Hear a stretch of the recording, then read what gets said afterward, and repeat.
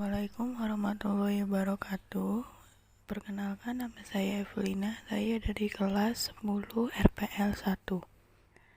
Nah, untuk pembelajaran kali ini kita mempelajari tentang bab 4. Itu judulnya Melestarikan Nilai Kearifan Lokal Melalui Cerita Rakyat. Yang pertama, kita harus tahu dulu apa itu pengertian cerita rakyat. Nah, di sini ada peta konsepnya untuk pembelajaran pada bab 4. Bisa dibaca pada halaman 106. Terus kita masuk ke bagian yang A, mengidentifikasi nilai-nilai dalam isi hikayat. Nah, cerita rakyat memiliki banyak jenisnya. Salah satunya adalah hikayat. Jadi hikayat itu merupakan salah satu contoh cerita rakyat. Hikayat sendiri merupakan cerita Melayu klasik yang menonjolkan unsur penceritaan berciri kemustahilan dan kesaktian tokoh-tokohnya. Nah, di sini ada mengidentifikasi isi pokok cerita hikayat dengan bahasa sendiri. Hikayat itu termasuk ke dalam jenis teks narasi. Nah, di sini untuk dapat mendengar cerita hikayat dengan baik, ada beberapa cara yang harus dilakukan yang bisa dibaca pada halaman 107. Di sini juga ada contoh untuk cerita hikayat yang judulnya Hikayat Indra Bangsawan. Bisa dibaca dari halaman 108 sampai dengan 110. Setelah itu ada tugas-tugas tentang Hikayat Indra Bangsawan tersebut.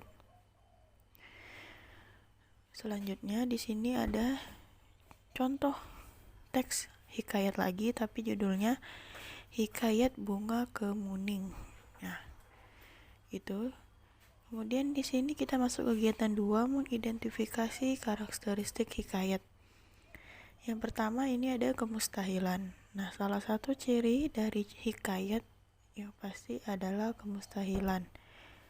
Kemustahilan itu apa sih? Kemustahilan itu berarti hal yang tidak logis atau tidak dinalar, gak bisa dinalar. Yang kedua itu ada kesaktian. Nah, seringkali dapat kita temukan kesaktian di dalam cerita rakyat itu pada tokoh-tokohnya. Selanjutnya ada anonim, ya. Anonim berarti tidak diketahui secara jelas nama pencerita atau pengarang. Hal ini disebutkan karena cerita disampaikan secara lisan. Terakhir itu ada istana sentris. Dalam contoh hikayat yang tadi, Hikayat Indra Bangsawan, hal tersebut dapat dibuktikan dengan tokoh yang diceritakan adalah raja dan anak raja, yaitu Raja Indra Bungsu dan putranya Syahperi, dan Indra Bangsawan, Putri Ratnasari, Raja Kabir, dan Putri Kemalasari. Di sini aja contoh lagi tentang hikayat Bayan Budiman.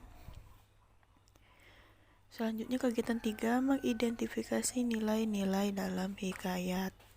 Yang pertama itu ada nilai religius yang di dalamnya terdapat nilai agama, sosial, budaya, moral, dan edukasi. Bagian B, mengembangkan makna dan isi serta nilai hikayat. Kegiatan satunya ada mengidentifikasi nilai-nilai dalam hikayat yang masih sesuai dengan kehidupan saat ini. Pada salah satu contoh hikayat di dalam bab ini, kita dapat menganalisis beberapa nilai-nilai yang masih sesuai dengan kehidupan saat ini. Contohnya yaitu ada kutipan hikayat, adapun Raja Kabir itu takluk kepada Buraksa dan akan menyerahkan putrinya, Putri Kemalasari, sebagai upeti. Kalau tiada demikian, negeri itu akan dibinasakan oleh Buraksa. Ditambahkannya bahwa Raja Kabir sudah mencanangkan bahwa barang siapa sudah dapat membunuh Buraksa itu akan dinikahkan dengan anak perempuannya yang terlalu elok parasnya itu. Barang siapa yang dapat susu harimau beranak muda, ialah yang akan menjadi suami, tuan putri. Nah, analisis yang sesuai dengan kehidupan saat ini itu terdapat nilai budaya, yaitu mencari menantu melalui sayembara. Nilai budaya ini masih berkembang hingga saat ini. Selanjutnya di kegiatan 2 ada menjelaskan kesesuaian nilai-nilai dalam hikayat dengan kehidupan saat ini dalam teks eksposisi. Yang C ada membandingkan nilai dan kebahasaan hikayat dengan cerpen. Nah, secara umum hal ini disebabkan hikayat menggunakan bahasa Melayu klasik. Inilah yang menyebabkan cerpen dengan hikayat itu berbeda. Di sini ada kegiatan 2, membandingkan penggunaan bahasa dalam cerpen dan hikayat. Nah, yang pertama ada penggunaan majas atau gaya bahasa.